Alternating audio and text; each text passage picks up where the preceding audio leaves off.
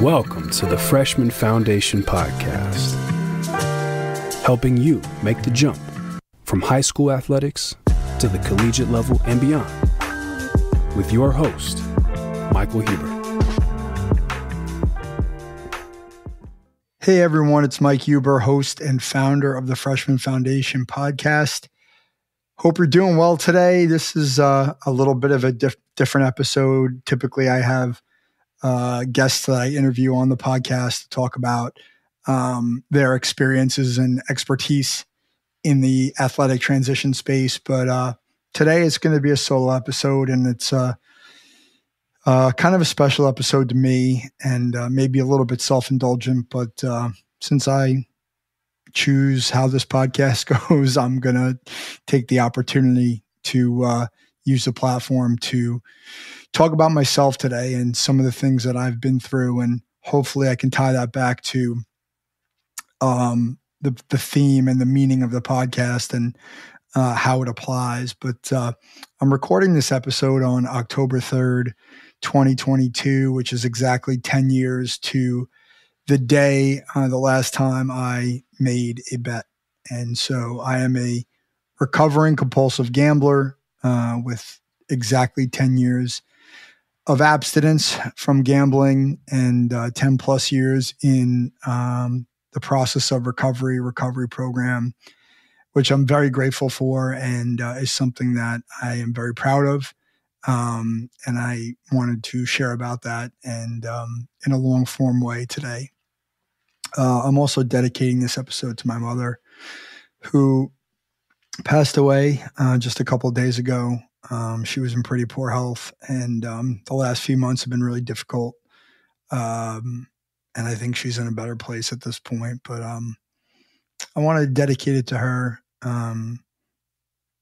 She made a lot of sacrifices in her life for me to do the things that I wanted to do, particularly when I was younger, as it relates to being an athlete, and drove me a lot of places and parted with a lot of money that we probably couldn't afford to part with, and spent a lot of time watching games and just being my biggest supporter.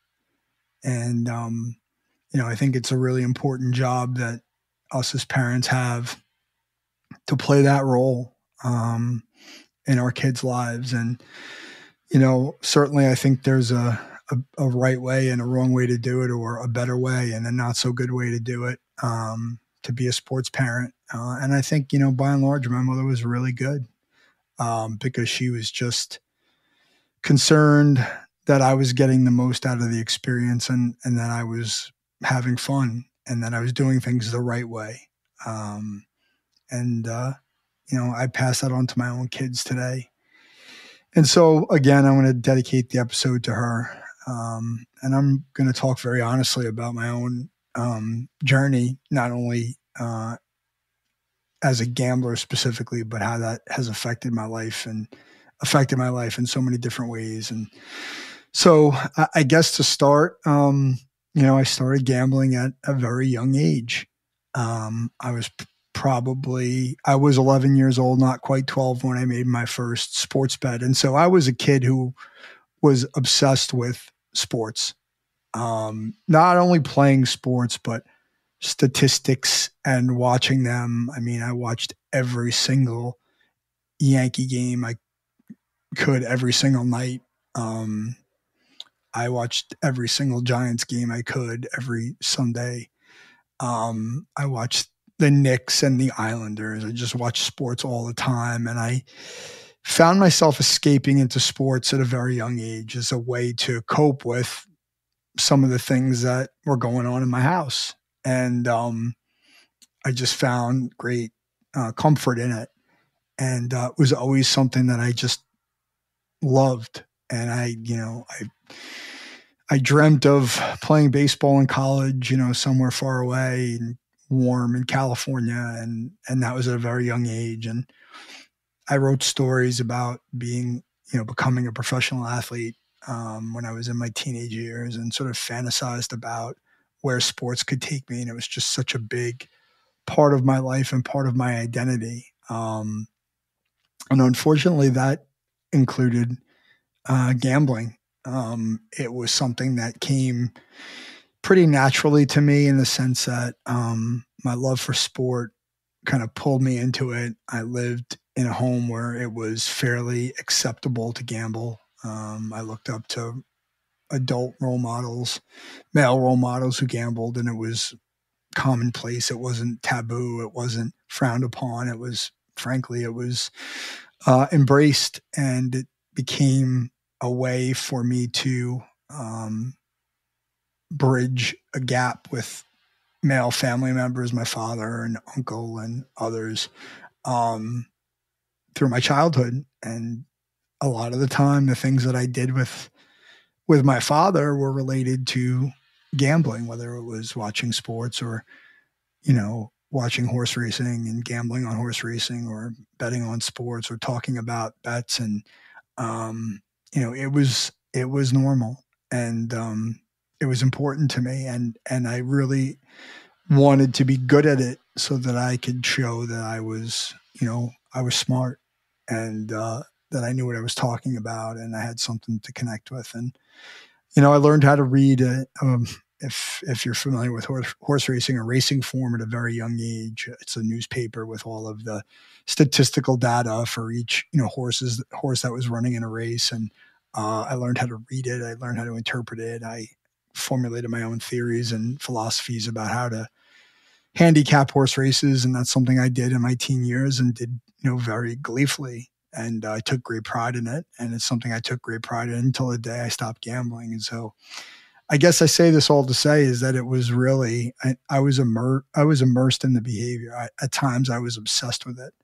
And it was just always a way to escape from reality. And that would be a common theme in my life, from the time I started till the time I stopped gambling at the age of 37. And so I relate it back to the theme of the podcast, which is, transitions are hard for anybody. We talk about athletic transitions and how they're hard for athletes, whether it's, moving up in level, or having to retire, or having to go through a significant injury. But those transitions are really hard. And a lot of times we aren't prepared for them, and we don't know how to cope with them. And that was sort of the theme of my gambling behavior. At times, as I sort of, found my way through adolescence, gambling was something that helped me deal with family turmoil. It helped me deal with insecurity. It helped me deal with, just a lot of things. And it was something that I really took to. It made me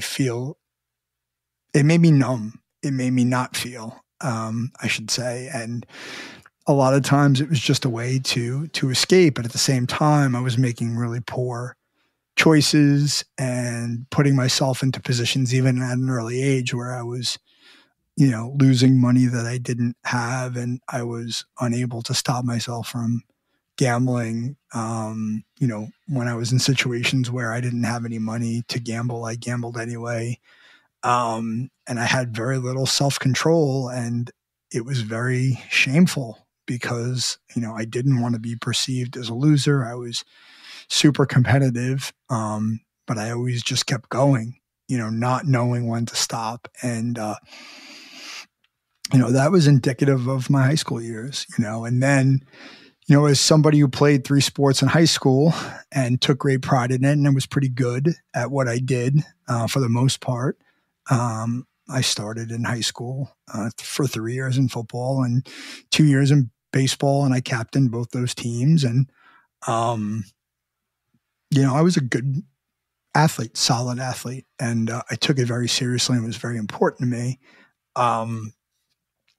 And it was a huge part of my life. And then when that ended in 1993, when I graduated from high school, I didn't go on to play college sports. And frankly, I think that that's a tremendous regret of mine. And there were a lot of reasons, I think, why I didn't play. One is, I didn't really have the understanding of the recruiting process. My parents at that point hadn't really gone through a traditional higher education. My father didn't really have much college, and my mother graduated from college the same year I graduated from high school. So she went back to school later in life. And so my parents didn't really understand, forget about recruiting, but they didn't understand college and how it worked. And they didn't understand where to go and what to do. It was really a very, very raw process for me. And I just sort of was throwing darts, and, recruiting was just not something on my radar. I didn't know how to get noticed, or I just thought somebody was going to show up at my door. And we had some recruiting visits, general recruiting visits from schools, and I submitted some paperwork and I got some letters, but nothing of substance.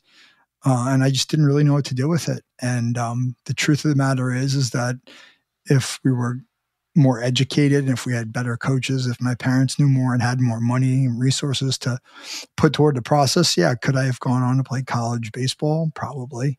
Probably wouldn't have played college football, but I definitely could have played college baseball as I see it today. I mean, there are kids out there going to play college baseball. I've played against guys in adulthood who were in their, in my 30s, against guys who were Division I college players and ex-pros. And, I never felt overwhelmed by it. And I think I was that kind of player in high school where I could have probably played Division III or Division II baseball, and been competent, for 4 years. But I missed out on that. And I think that was a real regret. And then when I moved on to college, I sort of lost this really big part of my identity, which was being an athlete. I had a lot of free time. I didn't have a lot of friends. I went to college in a faraway place where I didn't have any relationships. I didn't know then, but I know now that I'm an introverted person and that I don't make friends very easily. And I have difficulty trusting people at an intimate level. And it was just a really perfect storm for somebody like me to struggle socially. My first year, I didn't really have many friends at all. It just was a huge transition. I was learning how to be a student really for the first time in my life. And I had to get a job to make ends meet, week to week. And it was just a really hard thing. It wasn't the fun, sort of process that most people think of when you go to college. Oh, it must be so much fun. You go to Michigan State, it's got to be such a good time. And I wasn't much of a partier, and I didn't really drink, and I didn't really want to drink or go out or do those things. And so in that respect, was it really a good fit for me? No, probably not, but I just didn't really know any better.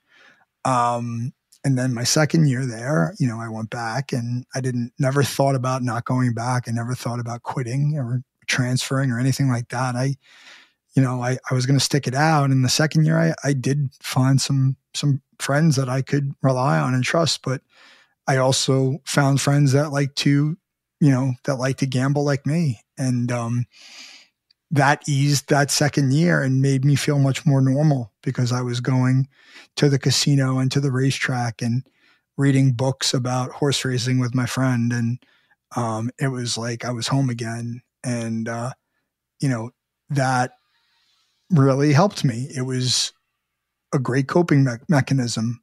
And, the homesickness and the, and the concerns about money and, the concerns about fitting in kind of went away. But at the same time, I was creating many of the same problems that I experienced later in life as a result of my gambling. I was in debt.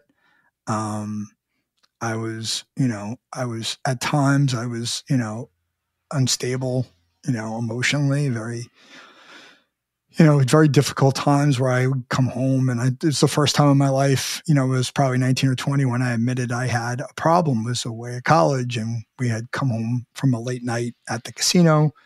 Sun was probably up. It was probably 8, 9 o'clock in the morning, and I had lost more money than I could have afforded to have lost. And I couldn't stop myself, like literally physically could not stop myself until I had no other,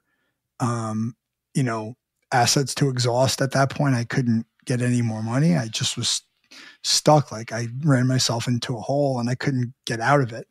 And I came home and I just remember breaking down to a friend saying like, I have a problem. I need to get help. And that was, probably 20 years before I stopped gambling or close to it.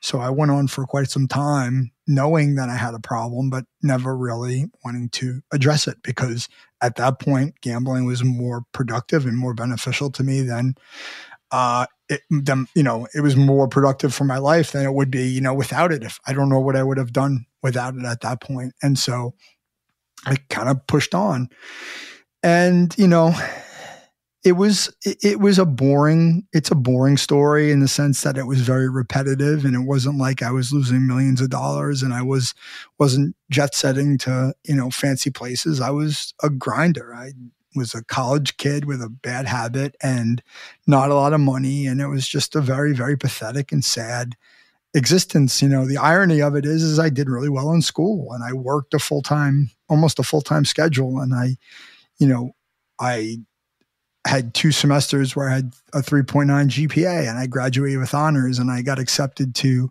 the University of Chicago, public policy school. And I was a really good student, and I was able to excel academically, even in the midst of, this, problem behavior that was my first love. But I was also obsessed with generating good grades and having a good academic career. And I wanted to go on to get, something bigger. And I did that. But it really, again, was a case of me not understanding like myself or how to really advocate for myself, because I thought that I wanted to go into public policy. I wanted to go into government. But the truth is I always wanted to go into do something in sports. And I never understood, again, it was almost like the recruiting process. I never really understood what it would take or how I would get a job in sports. I mean, at the time, it was, 25 years ago, it was very different than it would be today. But, surely still competitive, and, having parents and who don't really know much of anything. And I came from a place where it was like, well, I had to make money. I didn't have a choice about, going into a career where I didn't make much money because somebody was going to back me up. I didn't have that option. I had student loan debt. And I had to, go out and make as much money as possible. So I was always pointed toward a career where I thought I could make money. And that's kind of what I did. I just kind of put money first, and I did very well in grad school, and I finished in 1999 and came back to New York in 2000. And, I never really completely stopped gambling, but there were definitely years where I didn't do it as much. I started to go out more and be more social in my early 20s, and I'd like to go out and have a good time. And I picked that up at some point. And I still bet on football games, and I still bet on horses here and there, but I didn't have like a full-time, obsession, addiction to gambling, at that point. And so I had other things in my life, but I still had some of those same issues of, trying to fit in and trying to, look good and make people think that I was okay, and that, I was always putting on a show for people, and I never really showed who I was for real in my life. And that's something that I've learned in the last 10 years of recovery, is that it's okay to be who I am and to not be ashamed of that. And by sharing about myself and knowing myself in an honest way and sharing about myself, it helps other people. Not everybody understands it. Why did you gamble? And, what made you do these things, and how could you, and what was it so important? But they understand the vulnerability of being able to say like, hey, I had a problem, and like, I didn't really get it. I didn't really get myself, and I was in denial. And so, I continued, again, like I said, I continued to gamble through my 20s, and, early 30s when I got married, and I always gambled, and my ex-wife knew I gambled, but it was more recreation than obsession. I probably lost more money than I needed to, or should, or could. But it also wasn't an everyday thing for me at that point. And it wasn't until another really significant transition in my life that I started to gamble much more substantially. So when my first child was born, my son Patrick was born on October 31st of 2008. That changed my life. It changed my life in a really good way. Obviously I love my children, and that was one of the greatest days of my life is when he was born. But I also didn't really understand that the process of bringing a child into the world is really hard. And, mothers face, postpartum trauma, sometimes, and there's a depression that comes with it. And I think I kind of fell into the same bucket, I was worried that I wasn't going to have much of a social life. I didn't know what exactly I was supposed to do, only thinking that the expectation was that I needed to dedicate my whole life to being a father. And being, an income winner. And, it was overwhelming, more so than I ever realized. And so at that point, I started to gamble. I made a conscious choice. I mean, it sounds crazy, but at that point I made a conscious choice to gamble every day. For a lot of reasons. One, it was a form of entertainment, and I felt like, well, if I gamble, I'm definitely going to have something to do. Gives me something proactive to do. I can watch sports at night after the baby goes to bed. I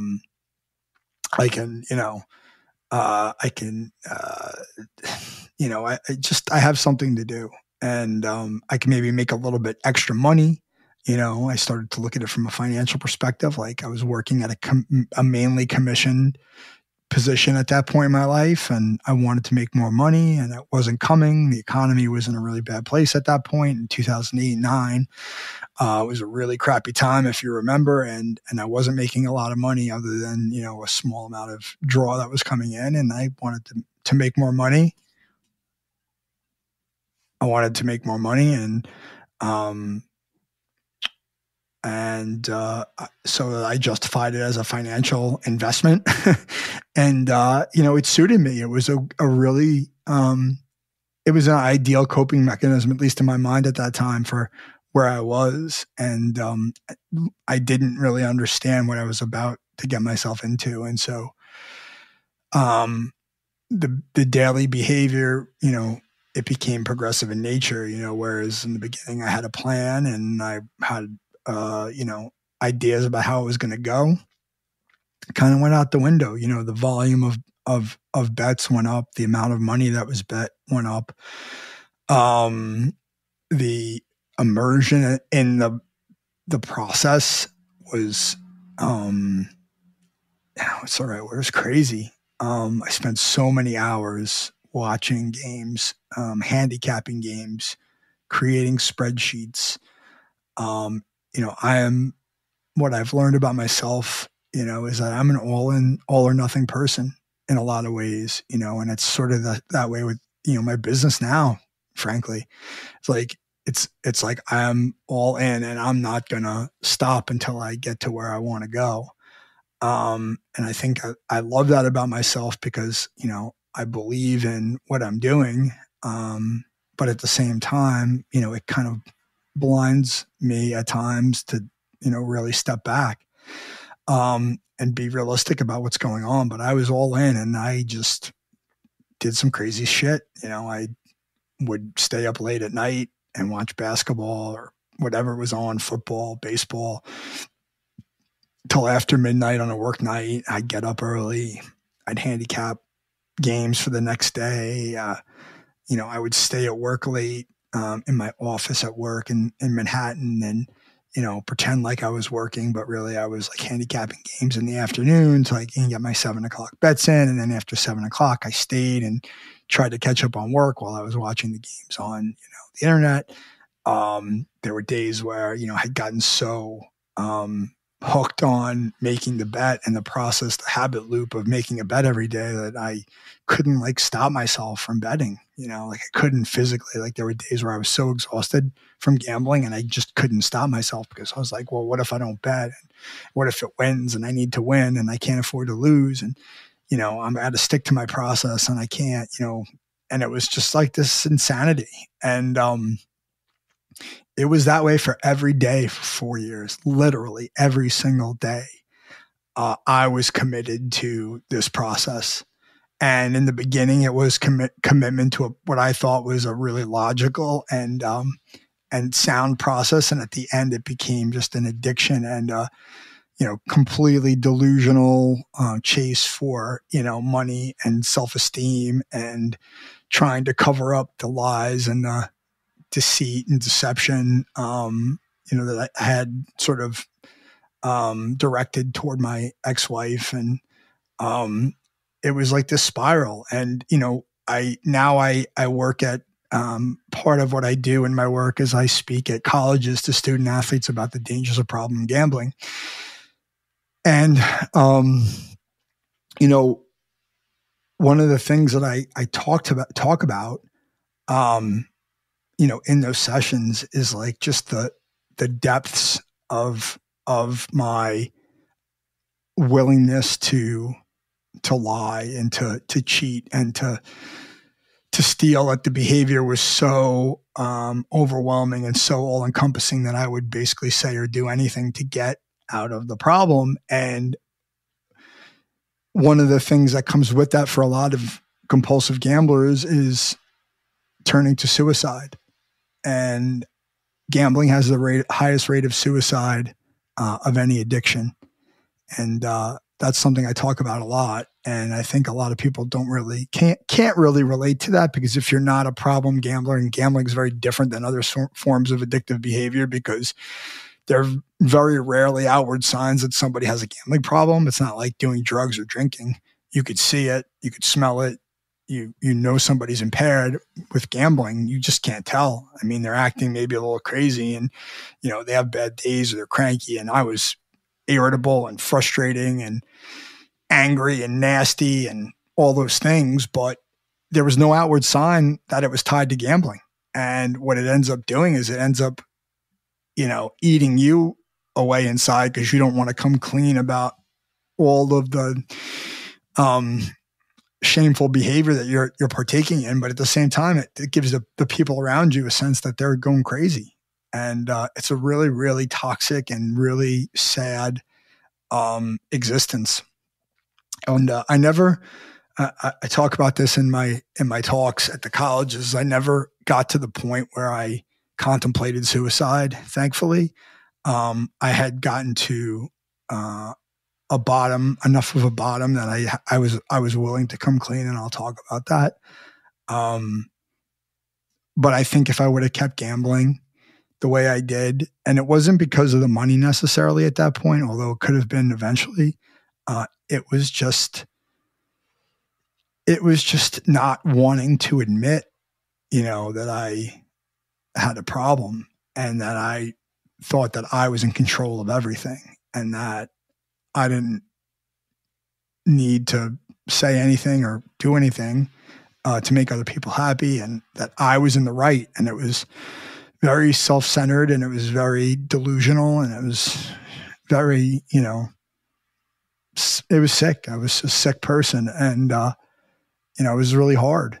But when I got to the bottom, it was a revelation that I didn't want to do it anymore. And just like everything else in my life, I was all or nothing. And when I decided finally that I was going to stop and I was going to come clean, it was a commitment to stay clean and to not gamble again.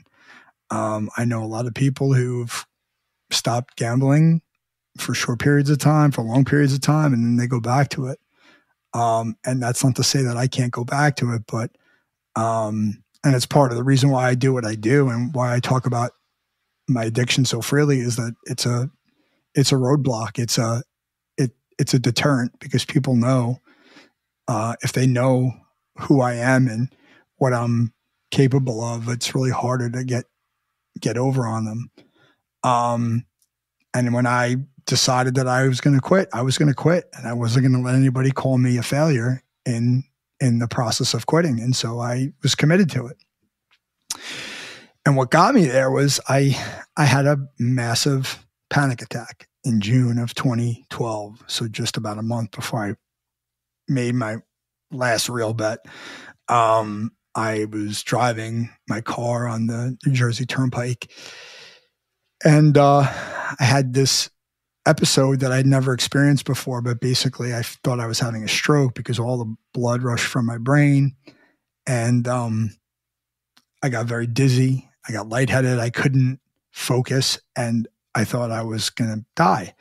And so I somehow got myself or pulled over to the side of the road and, stopped the car. It was very, very scary. And I got out of the car and I was having these dizzy spells and I didn't know what was going on. And then I stopped driving the car, and I kept having these spells, even when I was driving, and I thought, oh, well, it's not that big of a deal. But it kept happening. And so it kind of freaked me out. And so I went to a hospital, and I was in the hospital for 6 or 7 hours, and there was nothing wrong with me physically. And that was the first of probably 3 or 4 times I've been through that, where I've had panic attacks or anxiety episodes, and I ended up in a hospital and nothing was wrong. But this was the first time. So it was the scariest time. And I just didn't know what to do.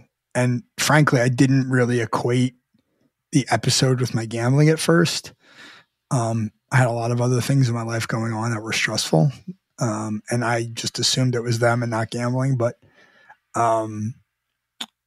the episodes continued. And so it was affecting my daily life. I was having these sort of mini panic attacks, if you will, where I'd get real dizzy and fuzzy and I'd lose my balance, or I'd get, whatever. And this was happening at work, and I was scared to sort of be at work, and it was just really hard. So I decided that I was going to go see a therapist, and that was one of the best decisions I ever made in my life, because it led me to really get comfortable with the idea of coming clean. And but in the first couple of sessions, maybe 2 or 3 sessions, I didn't tell my therapist that I had a gambling problem. I talked about my work and how stressful work was. And work was stressful, but I made it that way. I just couldn't cope. And how stressful my marriage was. And, that was stressful too, but I couldn't cope. And a lot of it was related to the gambling. And I didn't think that was the cause. But I think after I gave it some more thought, I realized that it was. And then once I verbalized it to my therapist, then I knew it was that was going to be the end. There's nothing I could do about it. And it started the process, started the wheels turning about hey, I need to think about really stopping this behavior. And so, leading up to a family vacation in July of 2012, I really contemplated hey, this is it. I'm going to stop. I'm going to stop at least for this vacation, because I had ruined a number of family vacations in the previous years because of my gambling. I wouldn't be social. I wouldn't want to hang out. I'd be reading books about college football and pro football and handicapping for the fall and watching horse races in the rental property while the family was at the beach, and just as a mess. And I told myself I wasn't going to ruin this 2012 vacation. I was going to not gamble, and I was going to see how it went. And for the most part, that's exactly what happened. I didn't gamble for most of the week. Aside from one day, the second day of the vacation, the first day I didn't gamble. The second day I did gamble. And after the second bet that I made in the evening on Sunday, it was a baseball game between the Texas Rangers and the Los Angeles Angels. After that second bet, that was it. I just decided it was over. And I spent the rest of the week clean as a whistle, engaged, present, like a weight had been lifted off my shoulders. But as the week went on, I also started to realize now I want this to be permanent. Now I'm going to have to deal with it. And that started creating a lot of anxiety. And I broke down towards the end of the week, and I told my ex-wife, she was my wife at the time, I told her, I said, I'm really been gambling. I started crying. I was reading this book that sort of kind of opened me up to the idea of coming clean, and that, the fact that I was an addict wasn't my fault because of my family situation and all this stuff. And I came clean to her, and she knew I gambled, but she didn't know the extent of it. And so when I kind of broke down, she was, like supportive, and she kind of, she was okay. She was like, it's okay. It's okay. And then when we came home, we were talking about buying a house together in New Jersey. And like, that was when I really was like, okay, I cannot, one, I'm going to get caught from a money perspective, but two, like, I can't let this person like think that everything's okay and we're going to go buy a house. And I've been lying to her for the last 4 years. And so I broke down and told her the truth. And it was painful. I mean, I thought she was going to leave me. I was just like so overwhelmed. I just didn't see any way out other than to come completely clean. And I did. And that's, it started me on the road to recovery. I mean, the marriage was definitely in shambles for probably 6 months. We didn't talk much. She was in shock and she didn't trust me. I started going to meetings the day after I told her. I went to my first Gamblers Anonymous meeting on July, I think it was 29th of 2012 in Brooklyn, New York, in the basement of a church. And I wanted to prove that I was serious about stopping. And when I walked into the room, I knew exactly, even though the people there were nothing like me on that day, I knew exactly where I needed to be based upon what they were saying. I could relate to their experiences about gambling and what it did to them and how it affected their lives and how it made them feel. And I just was like, yeah, this is where I belong. And so from there, it just became something I, again, immersed myself into. I started going to, not right away, but, within a few months, I started going to 2-3 meetings a week. And I was, very active in my program. I spoke up a lot and I really paid attention, and I had a sponsor, and I worked really hard at doing the things that were being asked of me so that I could get better. And I put everything I could into that. And that first year was really hard because I had to learn how to live without gambling, and I had to learn to be patient because my ex-wife didn't trust me, and I had to, really navigate that transition in a healthy way. And I did because I had people around me who supported me no matter what, in my program. And I was talking to a therapist, and I was talking to my sponsor every day, and I was going to meetings, and I was doing the things that I needed to do to get better, which was great. And I was all in on it, but it was a long road. And I stopped watching sports for a while in that year, and even past. And that was very difficult to accept at first, but it was something that was asked of me, and I ended up doing it, and it worked for me. I was a little stubborn at times, but when I made it to my first anniversary in Gamblers Anonymous, and I had my ex-wife and friends there to celebrate with me, it was one of the greatest feelings I ever had. It was like this amazing accomplishment that was so genuine and so much me rather than it being about impressing other people. There was only people there that gave a shit, or the people that had been sitting there for the last year, like listening to my sob stories, and watching me go through the process of like getting honest. And, I wasn't trying to impress anyone. I was just being myself. I wasn't trying to like worry about people were judging me. I just was open and honest, and I could be myself in that place. And, it's something I never experienced because I think a lot of my gambling was about appearances. It was not only about making myself feel better, but it was also making other people think that I was a big shot or better than I was, or smarter than I was, or whatever it is. Or maybe I wanted them to like me, or I want whatever it is. Like this is the first time in my life I've truly felt like myself. And so, I went through my first 2 or 3 years, 4 years of recovery, just on that track of like, hey, just be a better person, get your shit together, like try to get things to slow down. But eventually I needed something more. And that's when I started to think about a new career. And I started exploring career ideas. I didn't really know what I wanted to do, but I knew I wanted to do something where I was able to help others in my life, and pass forward some of the help that I'd gotten from other people in my program and my therapist and whoever. The career coach that helped me, I wanted to pass it forward. And then I started to realize that, like, hey, I always wanted to do something in sports. Like, now's the chance.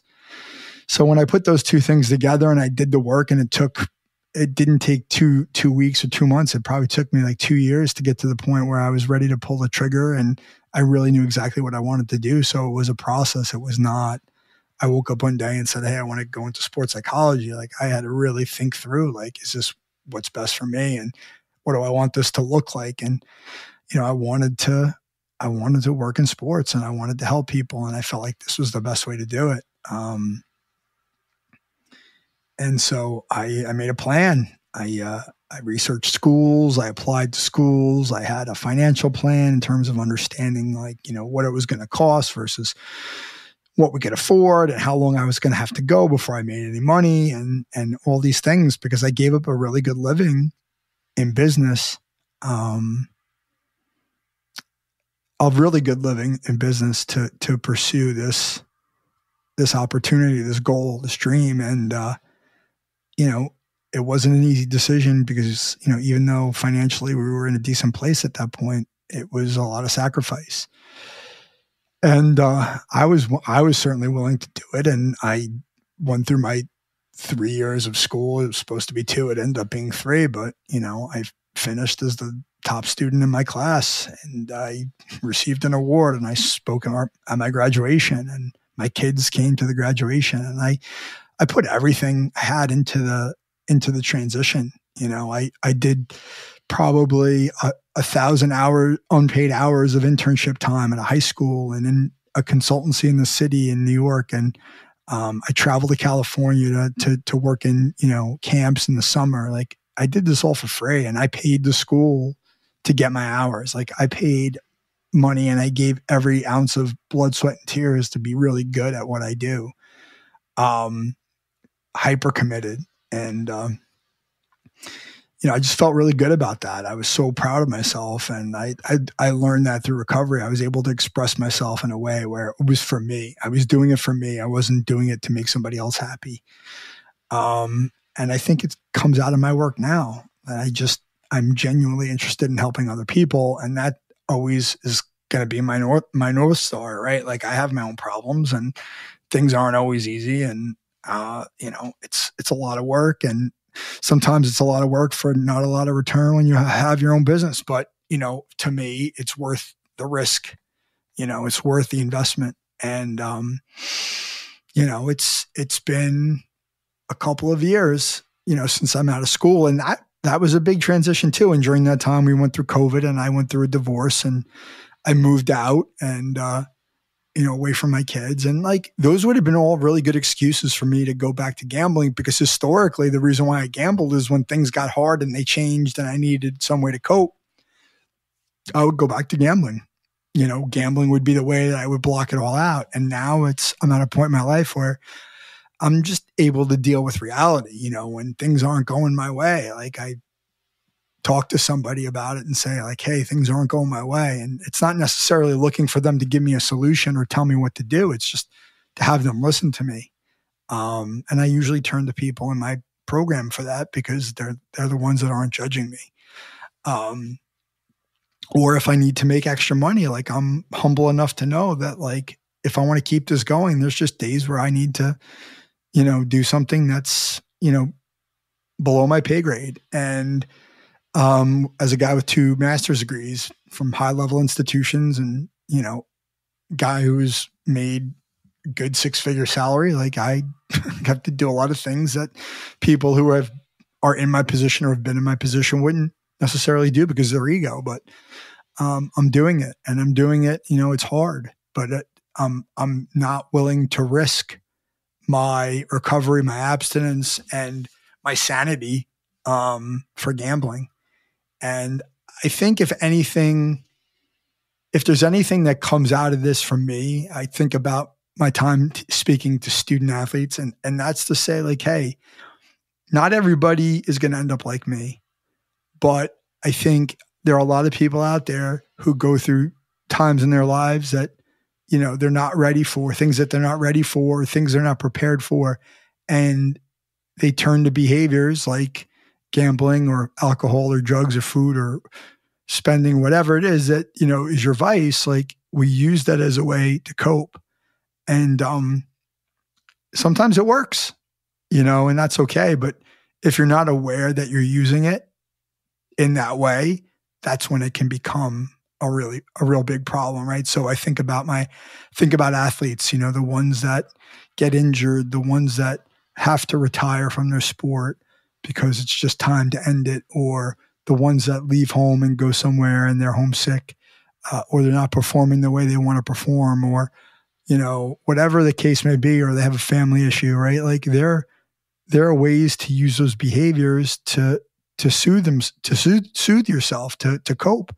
And I think athletes, as I found out working, in my time with Epic Risk Management as a speaker, I've learned that athletes and student athletes in general, and athletes particularly, are more at risk of developing a gambling addiction for a lot of reasons. Their brains aren't fully formed, and they're competitive, and they might need money, and all these different reasons. But I don't want them to ever turn to that, right? So I'm not saying that by me talking about it or them hearing me talk about it, it's not going to happen, or maybe it'll never happen and it has nothing to do with me speaking about it. But I think I'm a big believer in building awareness. And so that's part of the reason why I'm recording this today, is to help someone who's listening build awareness of the behavior, right? Whether it's gambling or whatever it is in your life that's being used as a way, a crutch, or as something, a way to soothe the way you're feeling, or to block out or escape from reality. I mean, you just need to know it's there so that you can do something about it. And ultimately,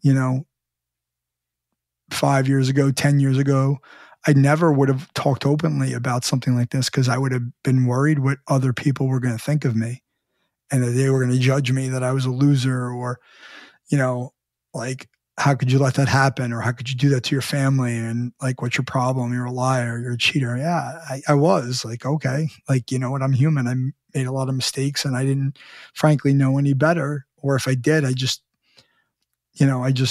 did what I thought I had to do to make myself survive. And there were consequences to those actions, and I don't deny it. But at the same time, like, I'm not going to hide from my past. Like, it's shaped who I am. And I think that that's a message I would take through to any person or any athlete or anybody who's listening to this, is that don't be ashamed of, your experiences, whether you've made mistakes or not. You are human. And if you learn from them and you share them with other people so that they don't make the same mistake, or you use them to your advantage and make changes, then, it happened for a reason. And that's the way that I view my own experience. I've always tried to hold myself to account, probably more than I even need to. I tend to blame myself for things first before I ever point the finger at other people, even though maybe a lot of times it's not my fault. But it's okay, because I can handle it, and I know that a lot of people can't. And sitting here in front of a microphone for what's going to probably amount to almost an hour, just telling a story about myself, in which, 2/3 of it, if not more, is negative rather than positive, and being okay with that. It's like, says a lot to me about myself and where I've come to, because my ego is not the same as it was. Like, it's about sharing for the benefit of others, helping other people. It's not about protecting myself. There's nothing to protect myself from. And, this is something I've wanted to do for a long time. I wanted to share this story in detail. And I knew coming up on 10 years, it was something that I was going to do because I wanted to do it. And if nobody listens to the podcast, well, then I got to tell my story again in an hour, and it helps me to remind myself of what a crazy fuck I was for a long time, and how gambling really affected my life. And if one person listens and gets something out of this, then it's definitely worth it. There's always some good opportunity that comes out of these the things that I invest in, and it may not be exactly what I want, but, I wouldn't be walking the walk as a sports psychology professional if I wasn't able to understand that there's just some things I can control, and there's most things I can't. And what I can't control is who listens to my podcasts and how many downloads I get and how much money I make and how big my business gets. But what I can control is what I do. And I put every ounce of effort into my work, whether it's with a client, whether it's into building awareness, whether it's generating content that helps people, whether it's just helping others in general. Like, I'm invested in that. And if I need to do something differently, I'll do it. And I'm open to suggestions, and I'm not too proud, because I know that, that's just life. And I did not think that way when I was gambling. I was very black and white. I was very much a victim, in the sense that, like, when things didn't go my way, I blamed other people. I got angry. It was just a very, very sad existence. And, as a father, I would never want my own children to be that way. And in fact, it's something that I'm very, very passionate about as a parent, is saying, like, hey, like, you need to take responsibility and look at yourself in the mirror and take responsibility for your part in any matter. And whatever that other person does is not up to you. It's not your business. And I think kids have a hard time understanding that, and I get it, but I'm not going to stop saying it. I'm going to control my piece of things and let them continue to know that that's the way I feel. And hopefully one day it sinks in when they're ready to internalize it. So I'm just really grateful to have the opportunity to share this. It's been a very, very rocky 47, at times been a very rocky 47 years, but certainly the last 10 years in recovery, while wonderful and I'm so grateful for them, it's been hard. I've been through a lot, and I think it helps to share these stories. For me, it helps, and hopefully it helps somebody else, and maybe it helps an athlete, helps a family, it helps a friend, it helps someone listening to this to know that, life is hard, and sometimes we do things that make us feel better that aren't good for us, but we do it anyway because that's all we have. That's the best we can do. And whoever's listening needs to know that I'm here to help them if they think they need my help.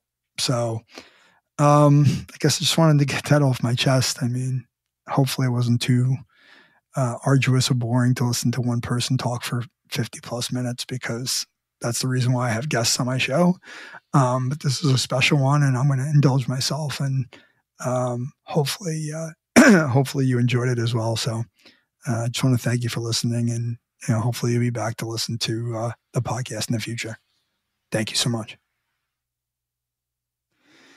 Thank you for listening to this very personal episode of the Freshman Foundation podcast. I hope that you take something of value from my story. There are many resources out there if you or a loved one has a gambling problem. I would be happy to be a starting point if you ever need help. You can contact me at michael@freshmanfoundation.com. Mike Huber is the founder and owner of Follow the Ball Coaching, located in Fairhaven, New Jersey. He is a mental performance coach and business advisor dedicated to serving athletes just like you reach their full potential on and off the court. The Freshman Foundation is all about helping you get to the next level. For more information, follow along on Instagram @The Freshman Foundation. Please subscribe, give us a like on iTunes, Spotify, leave a review, tell a friend. And most importantly, come back in 2 weeks, ready to get better.